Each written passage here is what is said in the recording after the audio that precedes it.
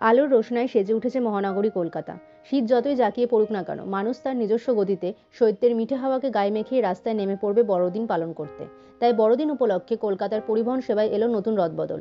Park street, Alipur চিড়িয়াখানা ছাড়াও new টাউনের ইকো পার্কেও ভিড় হয় চোখে পড়ার মতো। তাই পার্ক স্ট্রিট এবং চিড়িয়াখানা সংলগ্ন রুটে নিয়মিত পরিষেবা বজায় রাখার পাশাপাশি ইকো পার্ক সংলগ্ন বন্দের মোড়, প্যাঁচার মোড় এবং 4 নম্বর গেট লাগোয়া নবাবপুর সাবওয়ে ছুঁয়ে নির্দিষ্ট দিনগুলিতে 90টিরও বেশি বাস যাতায়াত করবে। আগামী 25শে ডিসেম্বর, 31শে ডিসেম্বর এবং 1লা জানুয়ারি দুপুর 3:30 থেকে রাত 8:30 পর্যন্ত বিশেষ বাস পরিষেবা বহাল রাখা হবে যাত্রীদের জন্য। পাশাপাশি মেট্রো রেলের সূচিতেও কিছু বদল আনা হয়েছে। ডেট পরীক্ষার থাকায় 24শে ডিসেম্বর রবিবার 234টি ট্রেন চালাবেন মেট্রো কর্তৃপক্ষ। 25 তারিখ পার্ক স্ট্রিট এবং সংলগ্ন এলাকায় রাত অবধি মানুষজন রাস্তায় থাকেন। গভীর রাত পর্যন্ত সেলিব্রেশনও চলে।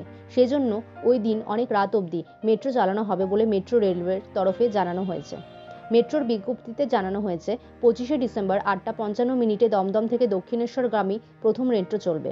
আর সকাল 9টা নাগাদ কবি সুভাষ থেকে দক্ষিণেশ্বরগামী মেট্রো পরিষেবা মিলবে। সকাল 9টা নাগাদ দমদম থেকে কবি সুভাষ মেট্রো থাকছে। সকাল 9টায় দক্ষিণেশ্বর থেকে কবি সুভাষগামী মেট্রো মিলবে। কবি সুভাষ থেকে রাতের অন্তিম ট্রেন ছাড়বে 11টায়। 25শে ডিসেম্বর ইস্ট ওয়েস্ট মেট্রোয় 20 মিনিটের ব্যবধানে সারাদিনে 90টি ট্রেন চলবে। পরিষেবা মিলবে সকাল 6:55 থেকে রাত 10টা পর্যন্ত।